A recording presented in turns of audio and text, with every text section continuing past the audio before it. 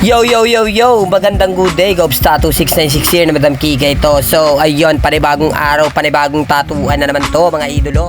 At ayun, meron nga tayong kliyente na nanggaling pa ng Tenement Taguig. Shoutout sa Sir Ed.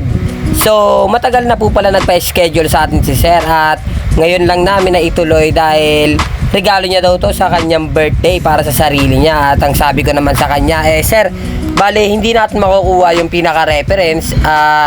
Bale, ganito na lang po ang gagawin ko dyan. Hindi ko man po makuha, siguro masihigitan ko na lang. At agad-agad ko mong nakuha ang tiwala ni Sir at natuwa naman siya nang sabi niya na, sige Sir, ikaw na pong bahala sa tattoo ko.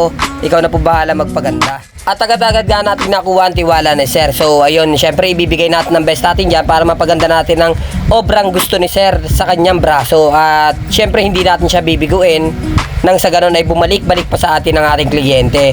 So ayun po, no, patapos na ako dito. Sa mga gustong magpatattoo dyan, mag-PM lang po kayo sa aking FB page, TikTok account, at pwede rin po kayo mag-message sa aking number na idadrop ko po dito sa screen pagkatapos na itong video o bago matapos. So ayun po, no, tapos na po tayo dito.